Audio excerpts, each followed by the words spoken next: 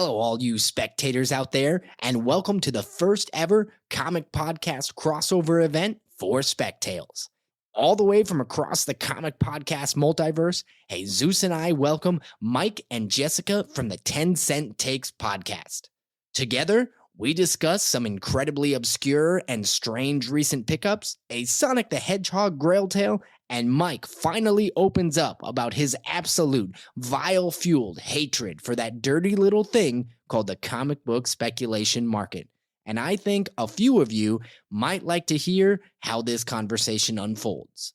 So take a penny for your thoughts and give me 9 back in change. This is episode 31.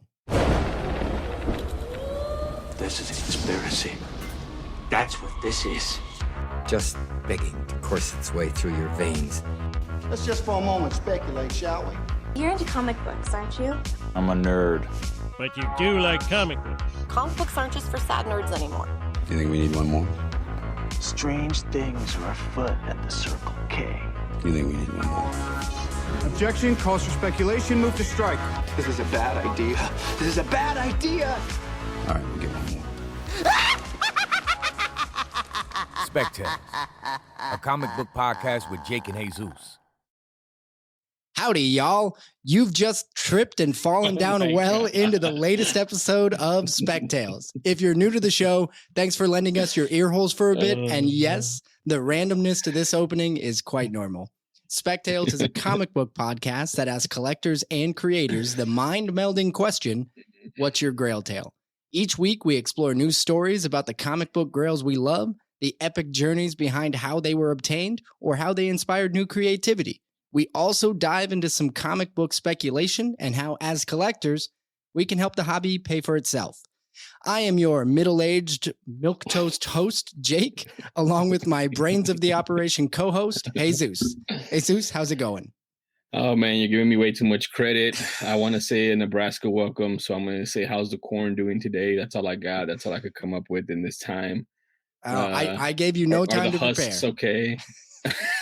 And it's already harvested. I can tell you know nothing about growing corn. There's nothing out there. I have no clue. I mean, corn is like what the 56th best food item that you can have. Is that right where it ranks it? You can throw those Doritos out the window then if you don't like them. Yeah. I hit a note right there. The corn chips. I hit something. He knows that it's in Doritos. What else is corn in, Jake? Tell me. Corn syrup. You like corn syrup? That's in, if you're drinking, what do you got, a Monster there? I bet there's corn syrup in it. Probably high fructose corn syrup too. Calm down. Yeah, that's bad. That's bad though, right? That's what I know. You're the one drinking it. All right, back on the rails. We are a mere 2 weeks away from a new chapter in the world of Spectales. And I don't want to speak out of school, but it's a pretty big deal. Right, Jesus? You are correct. So starting in March, we've got some new stuff coming to the show. We are still just teasing it. I know everybody, you're going to be annoyed. We are going to be announcing a lot of that, what's coming up in March next week. We will drop all the information you need to know about what's kicking off then. So stay tuned for next week for that. However, this week, we've got a pair of guests that we've been looking forward to getting on the show for a few months. I can't remember, Mike, when we started talking, but of course, we're talking about Mike Thompson and Jessica Frazier from the podcast 10 Cent Takes, a podcast looking at comics, pop culture, and how the two connect. Come for the history, stay for the swearing. That's their phrase. Mike and Jessica, thank you so much for joining us. Hey, thanks for having us. This is great. Yeah, hello from the West Coast. Mike, you and I have been talking for a couple of months. I can't remember how long ago we really started talking to one another on Twitter. Jessica, I don't know. I usually talk to the 10 Cent Takes or Twitter page, and I don't know really who it is. I assumed it was Mike, but yeah, I think it's been me. It's Mike, with Jessica being a voyeur every once in a while. I just pop in and kind of see what plans Mike is making for us, which is fine. I love that role. No, that's cool. It's always fun to connect with other comic book podcasts, and it is one of my favorite parts of the community that there's no wrong way to comic book, I guess is the way I would look at it. You guys bring a whole different perspective to your show and the direction you guys take with it, and I think it's unique and a lot of fun to listen to. I listen to it every week when you drop it, and along with multiple other comic book podcasts that I enjoy as well, who we're also friends with, right? Like Dear Watchers, I talked about them last week, and there's a lot of great ones out there. Yeah, but there's no wrong way to do it. Yeah, and I mean, thanks for saying that. That it's sort of like operating in a little bit of an echo chamber where you don't know what people are thinking of you. So it means a lot to hear that you like what you're hearing. For sure. It also certainly helps that when it comes to comic books, I can't get enough. And Jesus, go ahead. I apologize. Yeah, no, I mean, that's exactly what I was going to say. There's just so much, different takes on comic books and everything that branches out from it. Like, I wasn't too aware of your podcast until Jake started talking to you guys and he told me. So I've been going back and listening, and I don't, listen linearly. And I don't start at the beginning. I just go around to see what I like. And, I listened to the Highlander episode and I was like, oh man.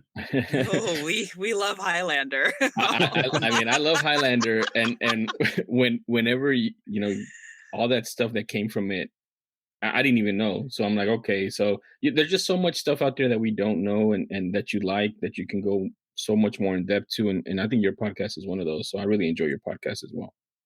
Thanks, man. Thank you so much. So what we have on the table today, and for those of you who are new listeners, we do 3 basic segments. We always kick things off with recent pickups. We'll go around the horn and everybody will drop something they either recently read or recently picked up as a collectible.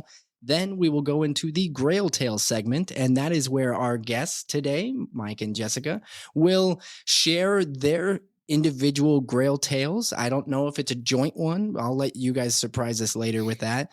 And then we close every episode with a little bit of speculation. One of those things where we like to help the hobby pay for itself. That's what we do for ourselves. And so we will speculate on a book or something that may or may not be worth money in the future or soon. And that'll wrap it up. How's that sound to you guys? Sounds great. Awesome. Perfect. Let's roll with the first segment. That is the recent pickup segment. Jesus, please do us the honors. All right, man. We were speaking about gimmick covers earlier. So I wanted to talk about this recent pickup that I got. I mentioned it on an earlier episode, but I finally got it in. And these are what I would consider now gimmick covers. Oh, nice. So this is the Empire Strikes Back #1, the Boba Fett negative space variant from John Tyler Christopher. He does a lot of negative variants. This is actually, I wasn't able to get the first printing because they sold out in like seconds. So I was able to get a second printing. But this thing is flawless. I think they're really cool. I love Boba Fett. I don't know if you guys can see. I have a bunch of Boba Fett memorabilia right here in my little makeshift studio.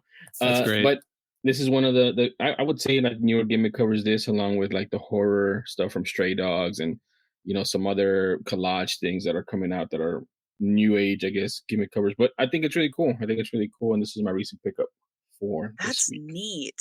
I love the negative space of that, of the uniform. That's so cool. That's beautiful cover. Yeah, I think that's cool as well. Those covers are getting so popular to do right now. And I can't help but think about how we look back at the 90s and a lot of what was really popular to do. There was a lot of gimmicky covers that, launched in the 90s. And are we going to look back 20 years from now at all these negative space covers? Because almost every single series is doing something or another, or somebody is doing a variant cover like that. And I think it's going to be fun to look back and see all these negative variants. Yeah, well, there's always some sort of a trend, so there's, and that's really what we saw with the 90s and the early 2000s, mostly the 90s with those gimmick covers. And Mike and I actually talk a lot about those because, again, that's like his baby of a subject. He loves that topic. And so, yeah, but it's just, I wonder if what you're saying about the negative space, if that's like just the trend of right now. And that really is what we're going to look back and see later on. There's no way we're going to look back at them the same way we do the hologram covers from the 90s though, right? Like the holograms from the 90s were, I don't know, man. But man, so the thing about the hologram from the 90s, like those that know about them and that, grew up with them and saw them during the time, like what we think of them now is different from people that are coming into the collecting now, and I'm just telling you from the sales that I do, people love those holograms right now, man. Like I think the Doctor Strange number 50 is a cool one. There's some really cool ones out there, and people like really go after them, even though they're $4 or $5, $6, whatever. But I think the perception of them is kind of shifting over to, oh, those are cool now. Those are they're nostalgic. back. Well, it's the thing is that those are all populating like kind of in the late 80s, early 90s, which is when people our age, we have disposable income. Yeah. And so we want to recapture that childhood. We've talked about that before on our show about how there's that nostalgia investing. Yeah. Sure. Yeah. And I think that's hitting both within the more expensive books, but it has to have that trickle down, right? I mean, that's why you're seeing some of these much more collectibles like the Hulk 181, the AF-15, all of those bigger books from the Silver Age and the Bronze Age. They're hitting record numbers in the last year. And I can't help but think that is something to do with the disposable income from individuals, that are our age, our generation, spending more money. Well, plus we had to sit at home for an entire year. So we decided to go back and find some of them books that we always wanted. Well, okay. So this actually was something that I was thinking about ahead of time. I want to say last fall, I was at Flying Colors Comics in Concord, and that's owned by Joe Field, the guy who founded Free Comic Book Day. And he was telling me about how they used to have it was 8% of their gross revenue that back issues made up for. And now it's in the past 2 years, it's jumped up to 20% and maybe higher now. But I mean, he was sitting there and saying, the thing is that, con shows aren't really a thing right now because everyone's still locked down. And, so you have people sitting around who don't have a way to spend their money. And then the other thing is that, a lot of people who have higher paying jobs don't have as much stuff to spend their money on. So, the people who are able to work remotely, typically they get paid more. And, and then they want to keep buying comic books. So they're going on eBay, they're going on online marketplaces, and they're willing to spend up for that stuff. I agree with that. Yeah, I think a lot of the collectibles market went up. Well, let's keep the recent pickups train moving. Mike, I'll say you're next. Okay, no pressure. Yeah, so I recently picked up the gold ash can of Zero Hour from the 1993 crossover from DC Comics, 94 or something like that. So the backstory, if you talk to me for any length of time, is that you will find out that I have a real soft spot for I think it was 91 crossover, Armageddon 2001, and Zero Hour. The reason that I have a soft spot for it is because I have a really great memory associated with my dad right after we had moved back to San Francisco, where he bought it for me, and it's a signed copy by Archie Goodwin. He had been in the store. And Zero Hour is very much a spiritual sequel to that series, thanks to Dan Jurgens' involvement.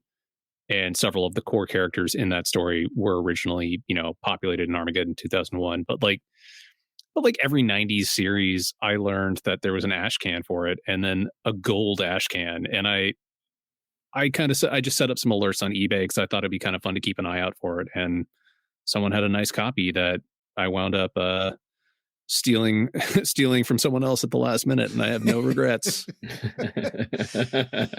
Do you know was that a limited print run? Did they only make like a couple hundred of those or something like that? I don't know, man, because they had a regular ash can too, and I mean it's hysterical. But if you look at the cover, it says "Eyes Only, Top Secret," and then the regular ash can you can find no problem. Like it's super easy, and basically people are giving it away. And this one, I don't know. I don't know what the print run was on it. I was just interested. I recall a lot of those ash cans or those special versions, they were like limited to a couple hundred or 300 or something like that. Yeah. I mean, that's kind of how I collect, is it's stuff that's either, that I've got personal ties with, or I think is just delightful trash. All right, Mike. Well, thank you very much for sharing that. Jessica, you're next clockwise on the viewer I'm looking at. So you're up. Absolutely. Yeah. And, this is totally small stakes, but I really like collecting comics about women, and I love Elvira. So last night I just won my bid for Elvira's House of Mystery #1. Okay, cool. So Nice. so I'm stoked to have that come in, and I'll start collecting more of her stuff. So I was so excited when you showed me that. I was so excited. Nice. What year? Do you mind if do you know which year that was published? oh goodness, I think could look. 85, 86, somewhere I around think there. it was 86. Yeah, it was 86. 86. Nice. Yeah, it was right Yeah. after they had wrapped up House of Mystery. And the idea is that Elvira is recruited to find Kane because he has like been evicted from the House of Mystery, I think. Nice. So that was the continuation of that storyline. Very cool. Yeah. But yeah, the older horror stuff, I actually, one of my favorite things about it is they're usually pretty affordable. Not the pre-code horror stuff, but if, I find a lot of the creepy comic books, eerie magazines, those are all really Vampirella. Those are some of the best covers you can go out there and find, and they're super affordable for the most part. Well, especially from the 70s, because there was this huge glut of horror comics coming Yes. out after the comics code relaxed some of its standards. And I mean, we talked with Dan DG Chichester about it on our Halloween episode. And he's a huge fan of like the Marvel 70s horror characters. Marvel and DC both had killer 70s horror. There is Yeah. a treasure trove of stuff people haven't even read in decades, and they really should. Dude, weird War Tales, man, from DC. I like that one because it's like I have the first issue. Do you? I do. That's one of the ones that I'm really proud of. I found a really solid copy for not much money. Oh, nice. yeah, it has a big that what is it, skeleton on the cover, right, or something like that, with the helmet or something. It's I mean, but a bunch of those stories are really cool, man. There's just they mixed horror with war somehow, and it's pretty cool. So Jessica, they're great. this book is kicking you off on a new collection run. Is that what you're saying? That is exactly what I'm saying. I have a later version of an Elvira and Vincent Price mashup, which is super fun, but that's actually nice. like a current one that's out. And Yeah. I just was like, I should go get some Elvira ones. Like that really sparked me wanting to go get the older ones. So this is yeah. is breaking news. This is breaking. You are now starting a collection run, and It's true. you heard it here first on Spectales. Jessica is now chasing Elvira, and wow, thank you for letting us know. Breaking You it don't on know our how show. right you are about chasing Elvira. Let's just say that. If any spectators out there have any Elvira books, they can send or put in her direction. Oh yeah, they're always good with that. 10-cent takes, Instagram and Twitter. That said, because that segue didn't do anything for us, I'm gonna go ahead and go with my recent pickup. I talked about this book as a potential spec book that was inspired by our friends at Dear Watchers. They did a show a couple weeks ago now on Avengers. Well, it was a what if book, but it was on Wonder Man. So I actually picked up a copy. This is a copy of Avengers #9.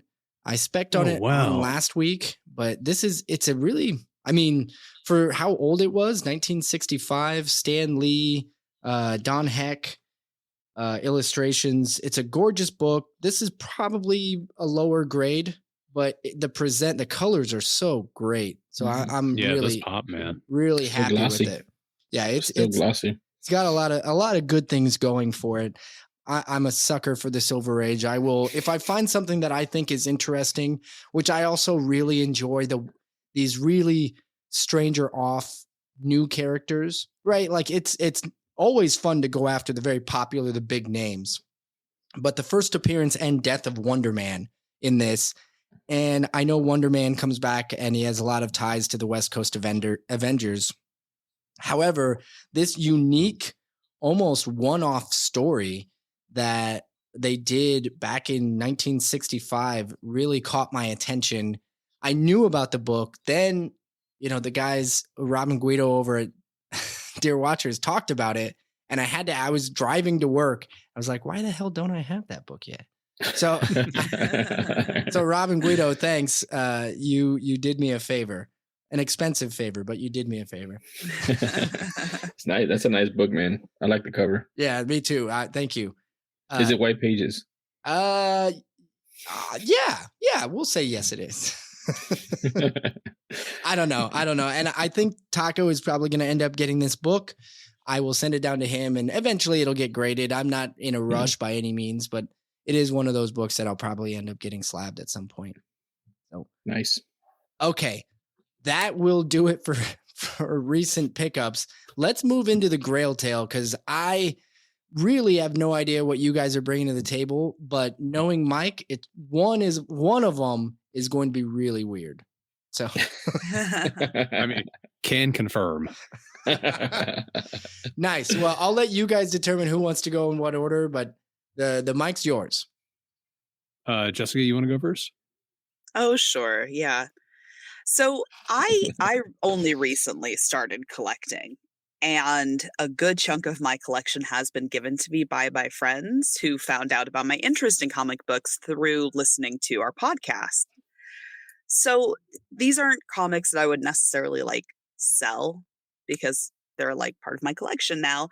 But when I did find that's currently listed on sale for like, albeit smallish, but like small medium dollars, is I have a Sonic the Hedgehog #0 from Archie Adventures. Nice. Which is just super fun.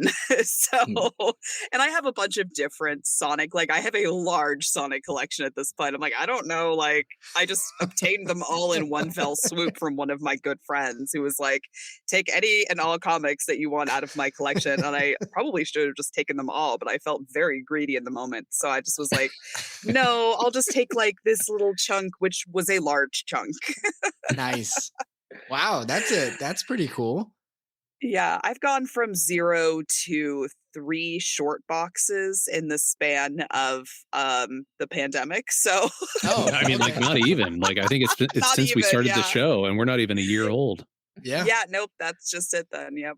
I was gonna say, I think I gave you your first couple of short boxes. You did. Yeah, you did. That's funny. That's awesome. And that Sonic the Hedgehog, I mean, you're right. It is kind of medium dollars going up, but that's a pretty cool book. I mean, at least for me, I like it. I like when they use the cartoons and they go backwards into comic books and stuff. And that, you said it's the 0 one, the one before #1? Yeah, right? yeah, exactly. Yeah, I have one as cool well. Yeah. I'm going to go ahead and say it. I think Sonic makes a much better comic book character than Mario. That's just me. I'm going to have to agree. He's a little bit more of an interesting character. I think his I'm not powers, going to disagree on that. Yeah, I think his powers, I think the villain, everything about it, I feel like it works much more fluidly in a comic book compared to what which Mario's had some attempts at comic books, but nothing that really, in my opinion, took off. Well, yeah, but the original Nintendo comics were done by Valiant. Like, Jim Shooter's, follow up to Marvel after he got ousted. And those original books are getting pretty pricey these days. Like I'm part of a Valiant fans group, and I see the original Nintendo comic, like, graded for 9.8, and they're selling it for like 10 grand online. It's wild. Oh, really? Yeah. So that said, I don't have those books. I do have the complete run of Captain N though. Like, nice. And those are hard to find. Yeah. That's cool.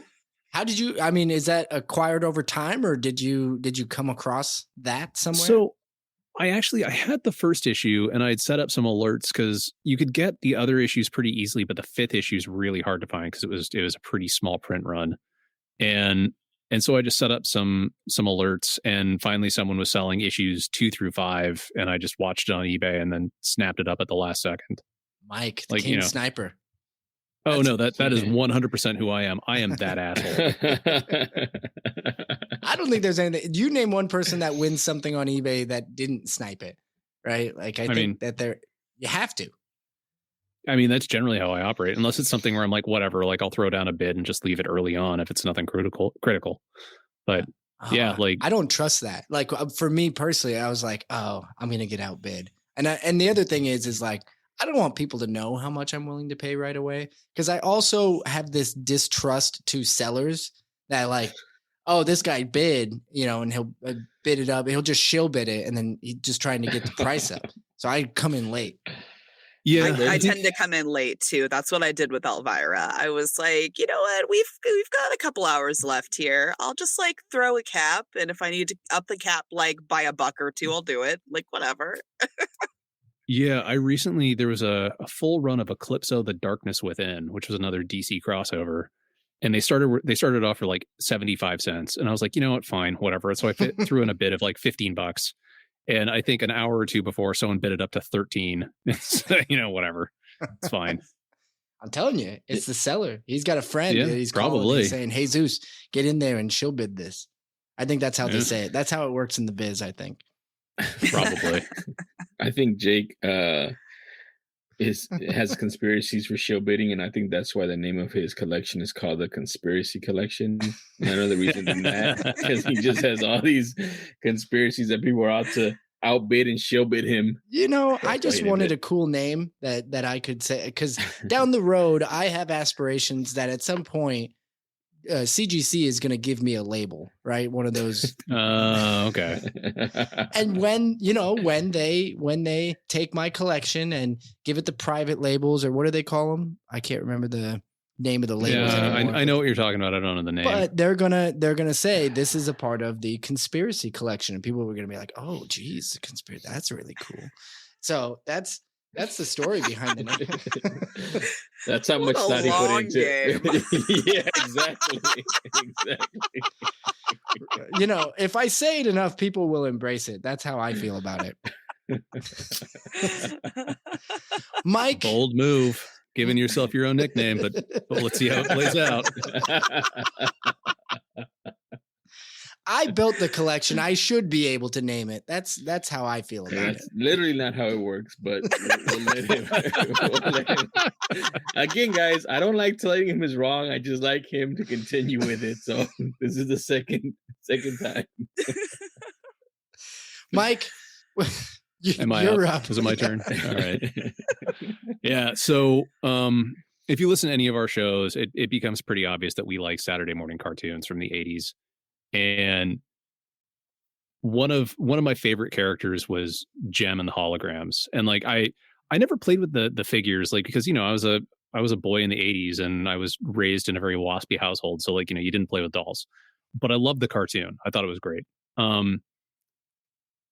So Hasbro did a giveaway at the 2011 New York Comic Con for a comic that was an exclusive called Unit E. It's like unit : letter E. And as comics go, it's fine. It's nothing special. But it turns out that it's the first actual comic book appearance of Jerrica Benton, aka Gem of Gem and the Holograms. Really? And yeah, like we talked about this on our first episode, in that most of the Saturday morning cartoon characters that were aimed towards girls just did not have a comic book presence in the 80s. So after that, like the next time Gem shows up it's in the 2015 Gem series that Kelly Thompson wrote, and it's great. Like that's a legit wonderful book to read. And Unit E though is like, it's basically impossible to find. So I'd set up alerts on eBay and Google and with a couple of different shops that had bigger platforms, and I didn't hear anything for like almost 3 years. And then one showed up on eBay about a year ago, a little over a year ago, but it was going for like a lot, and I couldn't really justify spending that much money on it. So I watched it kind of out of morbid curiosity, and then the seller wound up making me an offer, and I responded and basically said like, hey, thanks, but I can't really justify even that discounted amount. And it led to a larger conversation where we were going back and forth and talking about like, Saturday morning cartoons and stuff. And then after a day of like 20 messages, he wound up basically saying, this is clearly something that you're passionate about and the book would mean a lot to you. So how much are you comfortable offering? And I made him an offer for about a third of what he was initially asking. And I mean, it was still not an inconsequential amount of money, but he sold it to me for that amount without any further haggling. And now It's sitting in my very important box like that I have. That's it. That's the name of the box. So you named a collection part of your collection too. It's the very important box. The very important boxes. No, so the thing is that Jessica and I both live in areas of California where we are very vulnerable to wildfires. And so we actually we talked to another podcast at one point where it was like, what would you set aside, like, if you had to save one comic, like if there was a fire and you had to save one, what would you do? And that led to a larger point of like, well, actually, we know what that's like. And like a couple of years ago when the fires were real bad and the smoke was real bad, my family had go bags. And the other thing was like all of my high value comics I keep in separate boxes so that it's not like a thing of like going through and rifling and grabbing them. It's like you can just grab all three of them and throw them in the back of my Explorer and go. Dang. But yeah. I ended up losing all of my stuff. Like I actually did lose my stuff at one point, and I'm glad I wasn't collecting at that point, but I did lose all of the books I had. Like, and if you're a book collector, you know how that feels. Yeah. So dang. That got real quick. Yeah, man. we're funny but real. There's trauma behind the hilarity. So we kind of deal with some of that stuff down here in Houston. I mean, we get a spattering of rain, it's already flooding, so we flood, and that's what we deal with. And we try to put our stuff up high, right? Because even if you flood, it doesn't get past 6 feet, 8 feet. I think 8 feet was the highest it's been here in Houston.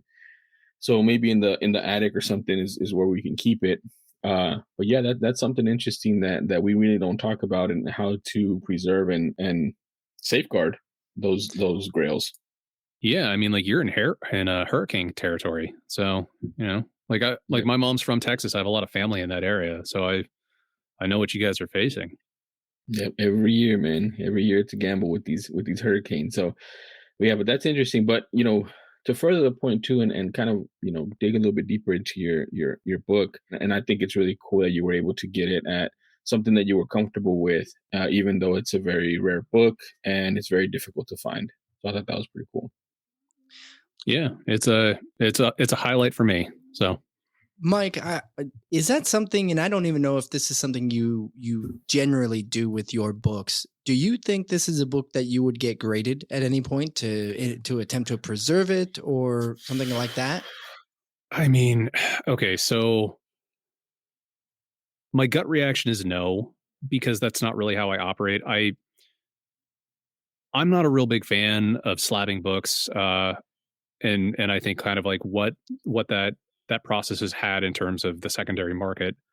But that said, I do have like 7 or 8 slabbed books, and most of them were things that I bought kind of like as part of larger lots, or I wound up finding them super cheap, and I couldn't pass up the opportunity. I have 3 books that I actively sought out for like some pretty big, like kind of like, I got new jobs and I wanted to celebrate moments. Mm-hmm. But the only way that I could find a nice copy was to buy a slabbed book. And I don't know. I think my big problem is that, like, if you slab a book, you don't have the opportunity to really open it up and enjoy it anymore. So it's not really my thing. But I mean, that said, like, let's say that I need to, like one of my kids gets into Harvard and the college fund that we have isn't going to cover it. I don't know. Maybe I'd think about slabbing it and sending it off to get that extra return on investment. I don't know. We had talked previously a little bit about slabs, not a lot. I remember you saying you had some, and I was curious simply from that perspective. And it's cool. I know a lot of people that don't slab at all. They prefer their entire collection to be raw, and they have some very expensive books. In fact, one person I just saw post on Instagram today, it looked like a near mint copy of Daredevil 1. And I couldn't, and it was raw, just laying out on the table, and my mind was blown. I was like, holy crap. I would be so worried about that. That book in that condition is thousands upon thousands of dollars. And here it was just sitting out in the open, not even bagged and board. Yeah. I mean, I don't know. It's one of those things that I have very complicated feelings on.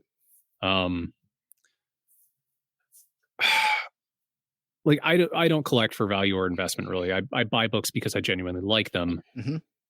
But I also pay attention to the secondary market and how prices are going. Like my partner routinely has to hear from me about how some book in my collection has suddenly surged in value. Like recently I came across a copy of The Century #1 at our local comic shop in Petaluma for $10. And I picked it up like kind of on a whim because I've really come to enjoy the character over the past 5 years or so.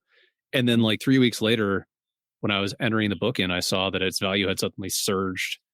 And I called my comic shop and I was like, what's going on with this? And he's like, oh, they're doing some new series and there's a bunch of speculation on it. Or like I bought the first appearance of Shang-Chi back in 2017 for like, I want to say $50 and it's in pretty nice shape. And then, you know, Of course. Like, that's certainly worth a lot more now.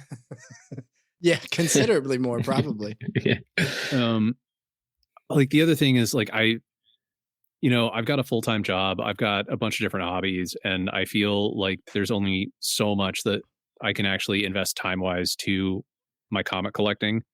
And the amount of money that I would have to spend on grading would drastically reduce the number of comics I could actually buy. And I feel like it would also be a fairly significant like emotion and time investment. And I have to figure out what I'm willing to put into that. Yeah. I think the age old conundrum. And it's a perfect segue into our next segment, which I know everybody here is really excited for.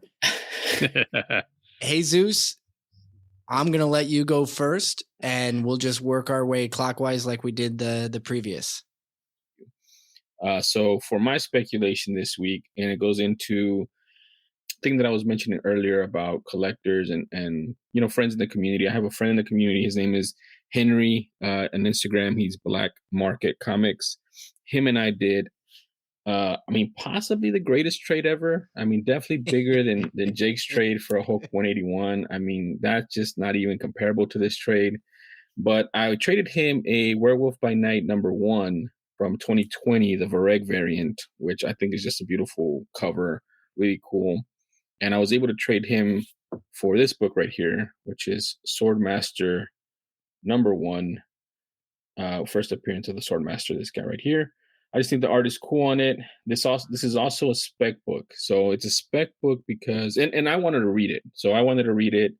Henry wants to read Werewolf by Night, but the #1, the original one, and even the Vareg variant have gotten pretty, like they're climbing because potentially that character is going to be in the MCU. So I have 3 and 4. I needed 1. I still need 2, so I can read this series. But this character, allegedly or potentially is going to be the next Iron Fist. The Iron Fist has been introduced in the new comic books, and on his belt buckle is Swordmaster's, I think his emblem, which is on the sword as well, I think. So that's the spec on it, that Swordmaster is actually going to be picking up the mantle of Iron Fist going forward. And I think that's a big deal because, as we know, Netflix has given up, or, they lost the rights already to all the Marvel, including Iron Fist. And potentially we're hearing rumors that MCU is going to be picking those up again where they left off. A lot of the same characters, the same actors, and they're also going to be recasting Iron Fist. This would make a lot of sense. I was going to say. So, yeah. This would make a lot of sense. So that's why this book is a spec book. This book is going for raw in good condition, anywhere $20 to $30, where it was $4.99 or $3.99 whenever you picked it up off the rack. So, and so that's something between friends and collectors and community. He knows what this book is worth or what he could have sold it for. I know what the Werewolf by Night is and what it could have sold for. So I sent him Werewolf by Night, or I'm sending him Werewolf by Night, and I'm also throwing in Proctor Valley Road #1 and 2 because he has 3, 4, and 5, but he doesn't have 1 and 2, and he doesn't want to pay the prices that they're going for. I have a bunch of those. I like the series. Jake and I had Alex Child on our show, which is the co-creator of Proctor Valley Road. So I'm just sending those to him so he can read it. and he can have the full run. If he chooses to sell it, then hey, he can sell it by all means, but at least he gets a chance to read it and didn't have to spend any money on it. So I think that's part of the community that also, again, because he's a collector, because he does collect and he reads, I wanted to do that for him, and we were able to work out a pretty cool deal. First off, that's rad. Second, I'm really curious, like, do you have any comics that you don't ever plan on selling? I only have 4 so far. So, my origin story, when I started Guaranteed, I had to sell my collection to fund that endeavor, that passion project for the community. But I only kept 4 comic books. And the 4 comic books that are kept are the 4 comic books that I got personally signed by Stan Lee. So that's Hulk 181, Tales of Suspense number 57, which is the first Hawkeye. And then the ones that I laugh about is I got the first Ultron signed by him, and also X Factor number 6, which is the first Apocalypse signed by him, which Stanley didn't have anything to do with it, but I got him to sign it. Yeah. So and that's, I got those signed, between 2009 and 2012. I think it was once a year I went. I also got one for my brother signed, which is the first Juggernaut. Nice. But those are the only ones that I said, I'm not selling these under any conditions, but everything else that I had, which was a lot of Spider-Man, I had ASM 300 I gave away, ASM 361 I gave away as parts promotions. I had multiple 361s. I had 282, 252.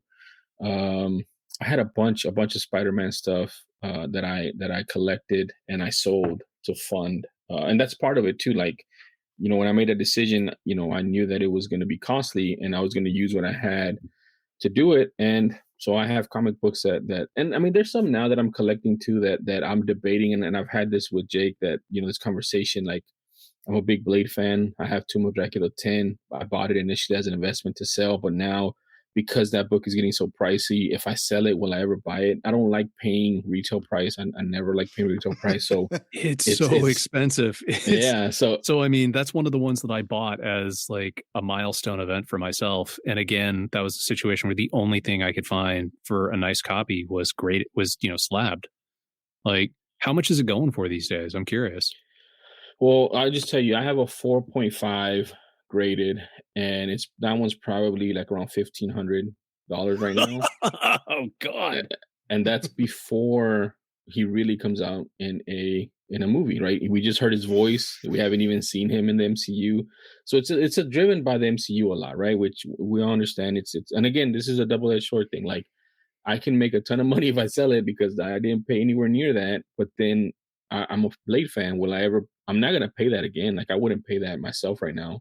So if I sell it, I'm not going to see that book again unless I pick it up in a collection or something of that nature. So I have that book. I have a couple other books. Like, I have X-Men 266 9.8 signed by Claremont and Rubenstein that I bought in 2010 for $10, and that book is now worth close to $1,800. So am I going to sell that book? So it's just it's for me, I struggle with it.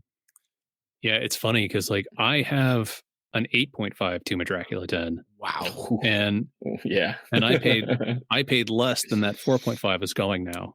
Like, that's wild. That's absolutely insane to me. That's a big book right there. That's a big book. Let me just share while you guys continue. You said 8.5, right? Yeah. Yeah, I'm gonna guess ballpark 4,500. Yeah, anywhere from 4 to 45 right now is what they're asking for it on eBay. Yeah. And again, this is before he comes out. Once he comes out, and once we see Mahershala Ali in the whole get up, so excited. Yeah, it's gonna I can't wait go to the see moon. him do it. I don't know. It's one of those things where I'm really enjoying seeing all these things from my childhood suddenly get really popular, so I can talk to people about it. But at the same time, like, it's also weirdly frustrating because like a lot of this stuff hasn't been recollected in a way that's easily accessible to new fans. So I think the speculation market in a lot of ways is acting as a barrier for people who are like new fans or casual fans, because a lot of the stuff, like, and also it goes to like, licensed rights. Like, if you look at the old issues of ROM Space Knight, there's no collected editions of that. And the first couple issues and the last couple issues are really hard to find, but you can find a lot in the middle. But it's really hard for people to get into it, if they want to start from the beginning. And that's an interesting way to put it as far as the barrier to entry. I see it, I do see it as a barrier to entry as well. Like Jake and I talk about this all the time as far as certain books are we call them, they're in the Hall of Fame now. Like they're in the Hall of Fame, which means that you can't touch them unless you're a institutional investor that has that kind of money. Like, Amazing Finance 15 is there now, right? That just happened last year with the sale of the 9.6 for $3 million or something like that, right? So I was looking at that book in 2019 trying to buy it, and now it's out of my hands. I'm not getting that book, right? Like anytime soon, unless I win the lottery or something. The thing that it isn't a barrier entry to those type of books, those big first appearances. However, I also think it's a way to introduce people to other stuff. And I'll give you an example, like with the Blade. A lot of people can't afford the Tomb of Dracula 10 anymore, right? It's getting out of hand, even for lower quality. And what people are gravitating to is something that we talked about earlier, which is Blade #1 from the 90s, which is a hologram, a holofoil, and it has the now classic look of Wesley Snipes on the cover. Right. And so that's introducing them to those type of books, and those type of books are becoming more coveted, which, I mean, nobody's going to be looking at that book unless the Tomb of Dracula 10 is out of hand. So it's kind of like Jake said, the trickle down effect, right? Those bigger books get out of hand. That's the barrier entry on those. But then the other keys, like the second appearance of Wolverine, or the first solo series from, Frank Miller, the 88 or the 1988, people start going after those, and those become more affordable. So it's again, it's, you take the good with the bad on that stuff, in my opinion. Yeah. Who do you think is actually buying those books? Like those ones that are massively, out of the average consumer's league? It's investors. In my opinion, it's investors, or it's because, we also saw during the pandemic a lot of paintings and stuff go for higher than normal, because investors were wanting to invest it in vehicles that didn't have the same tax issues as stocks, and they were really worried about the stock market and what was going to happen with that. So there's a lot of investors that are investing. I mean, you look at that, you look at NFTs. I'm a big NFT guy. I'm an NFT bro, as Jay calls me. I'm not really bad. I'm not really that bad, guys. I just like to exaggerate it. I just collect Marvel NFTs and UFC NFTs, because I'm a UFC fan. NFTs are big, and then got big along with the higher end books. And then what was the other one I was going to say?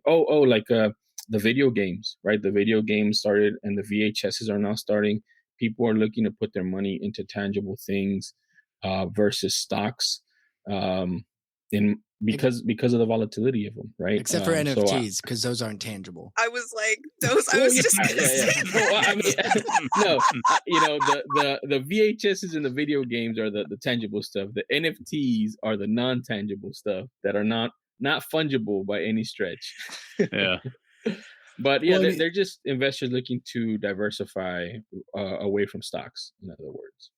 Yeah. And I mean, like, that's something that I'm actually really concerned about. Is I'm really nervous about a lot of the current speculation trends, because it reminds me a lot of how investment groups and hedge funds started buying into real estate, and they were driving up prices. So a lot of houses were suddenly out of reach for our generation of new home buyers. Mm-hmm. And like, given how much keyback issues you're going for, like you said, like, I wouldn't be surprised if we start seeing that happen, if it hasn't already. And I mean, I don't know. There's literal investing vehicles where you own a share of a Hulk 181 that's worth $90,000. So you don't own the book, you own a share of it, right? And so that's a fund buying it up and then looking to make money off of it. And yeah, so it is. I hate it. Yeah, I was going to say, I'll be the first one to say that I don't love that. Yeah, at all. And I mean, it is. I mean, it's, and the other part of it, which there's no regulation, right? There's no regulation with CGC. One of the things that I talked to Jake about too, that there's no way for us to talk about it, but I'll bring it up a little bit here. But the VHS market, right? There's a lot of shady stuff going behind the VHS market. Allegedly, there's stuff going on where they're I had pumping no and idea dumping. this was even a thing. Like, this is Me blowing neither. my mind. News to me. Yeah, I get into the weeds with it. I love like that kind of stuff, and it doesn't benefit me, but it's intriguing to me because it's adjacent to us, which is the comic book industry. So I always have, like, in my opinion, I always have to keep a lookout for that kind of stuff because it could be happening with comic books. And we've seen some of that stuff a little bit, like shill bidding, as Jake says. There's been some shill bidding that has been caught before, but yeah, there's more people coming in looking to take advantage of the higher prices. They see dollar signs, they see high prices for these books, and then they try to take advantage of it. So it's incumbent upon us to understand that, and again, try to make deals with the actual community that really loves and reads and collects the comic books themselves versus people that are just trying to be a dirty flipper like Jake. Well, I mean, like I agree. Like there's a lot of kind of predatory.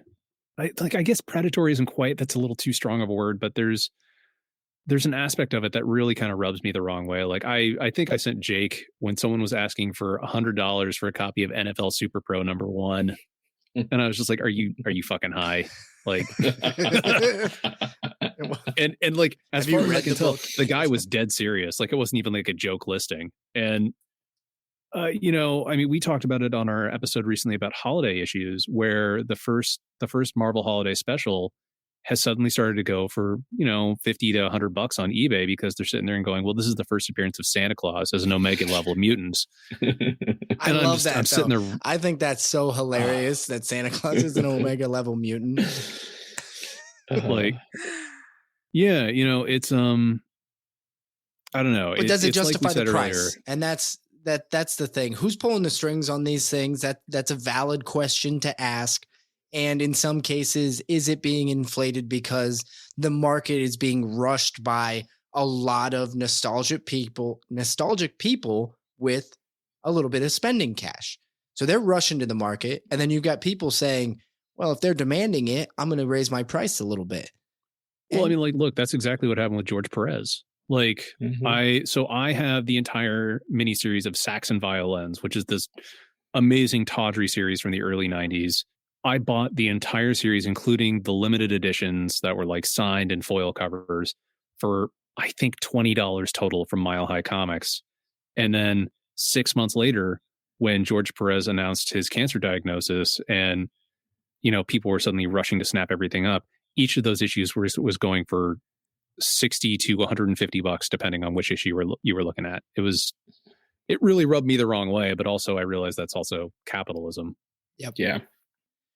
All right, let us try to finish this out. Mike, this is the moment everybody has been waiting for. Jesus has been texting me saying, when can Mike do his spec? He's got to do it. I want to hear him say one. But all right, this is going to be interesting. So I think I misunderstood the assignment a little bit, and I wrote the Grail that I want, but I think that this will work just fine for a Spectail thing. So one of our upcoming episodes is going to be about Debbie Does Dallas in comic books, because that was a legit thing that happened. Yeah. And, Wow. and Sure we was. found out that there was a 2008 series, or a one shot from 2008 that was done. It was an exclusive giveaway at the Adult Video Expo. It's only a couple hundred copies.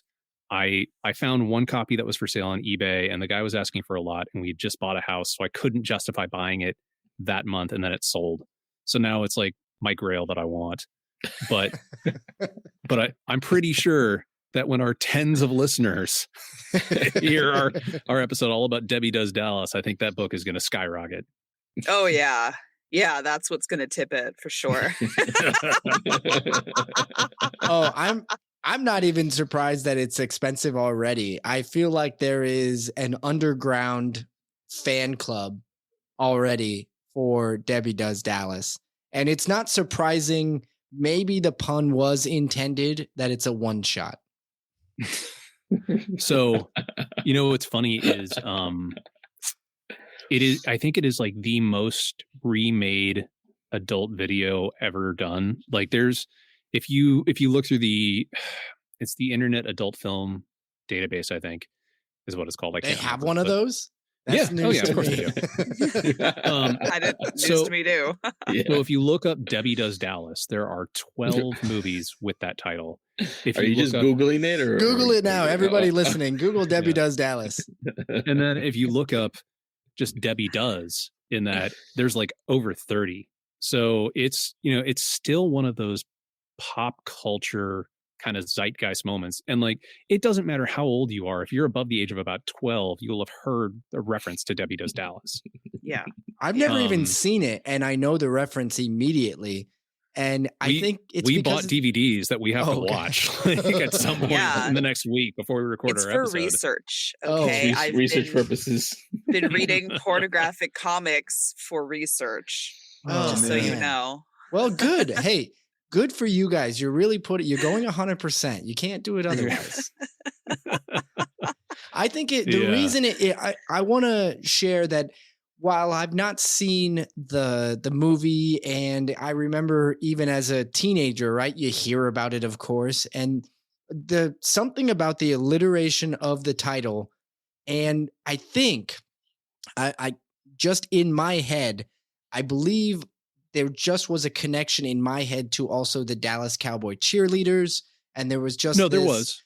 And there absolutely was. Those two things put together with the alliteration, it was easy to remember, and it just instantly like lodges itself in your brain, and you're there. You're transported right into it. I have that complete run, Jesus. Complete run. Jesus is now holding up the first cover. So that is from the 1991 Air Cell series, which was then acquired. It had just been acquired by Malibu Comics, and Malibu was acquired in 94 by Marvel, which means that is technically a Marvel comic book. So Debbie is technically in the Marvel universe, is all we're saying. Arguably the most controversial of the Disney princesses. I heard she's in the next Doctor Strange movie. She's in the Multiverse of Madness. Who is I hear she's going to show up in Disneyland, so.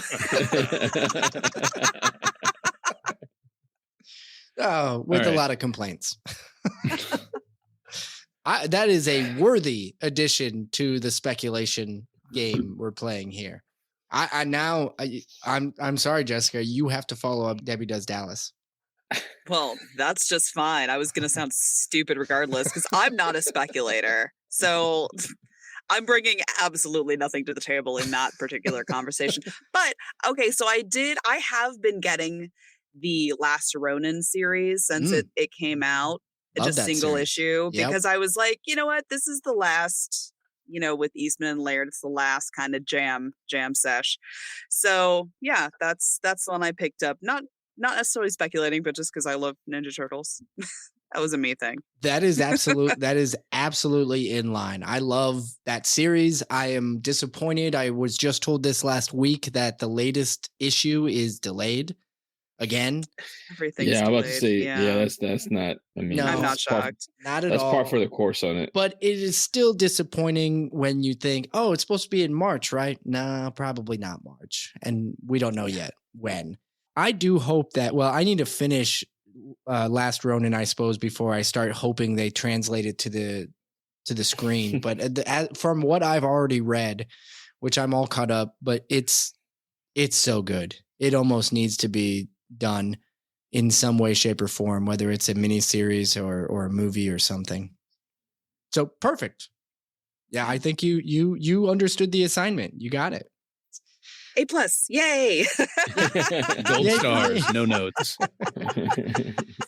All right, I have one last speculation to throw out for the group. This one is something that I recently started reading. We had a guest on the show, Andre Lima Araujo. His Grail tale was regarding Akira, which led me down the path to reading Akira, which I thoroughly enjoyed. It was a lot of fun and different, and I experienced something that was unique. And when it comes to comic books, I've read a lot, and that one struck me as very unique and different. And then I traveled a little bit further down that rabbit hole, and somebody said, you got to read The Ink Owl, which I had not read. This is a book by Alejandro Jodorowsky, which I knew more for his attempt at making Dune in the 70s. There's an entire documentary about him trying to make the movie Dune before it eventually was made by David Lynch. The artist was Mobius, which is, I believe everybody here is familiar with. So I went back and I read the Incal, or at least I'm almost through it. I'm not completed with it yet. It's being published now by Humanoids, and I read it. So far, it's incredibly engrossing. It reminds me not exactly of Akira, but you could see some correlations to it. But it also reminds me a lot of a ton of the science fiction stuff from the 80s. It feels nostalgic, and I've never even read it before, which is amazing. However, the reason I'm putting it on the speculation mark is something I was not aware of.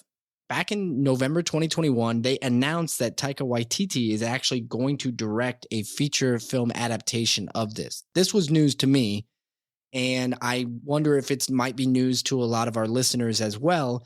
This is a really good series. The book series is incredible. And if they're going to do a true adaptation for film, this thing's going to be massive. So that's the one I have. Even if it's just to read, I highly recommend you go out and find it. I found it on Comixology. It was easy to read and pick up, and I like that you can get it digitally. But if you can go back as far as a book to look for, go look. There are a lot of different versions of it. I'm still trying to track down some of the original publications because I think that would be badass to own some of those. But they were originally published in 1980. Yeah, like a lot of that old Mobius stuff is actually out of print and really hard to find, I know. And I think if this blows up, then hopefully it'll get reprinted and introduce Mobius to a whole new generation of readers. Like there's a shopping center in San Francisco called the Metreon, and when it opened in the 90s, they had a video arcade called the Airtight Garage that was the decor was based on the comic by Mobius. So it's like, crashed spaceships and very cyberpunk. It was really cool. That sounds awesome. That sounds incredible, actually. Cool. Yeah. Yeah, it was neat.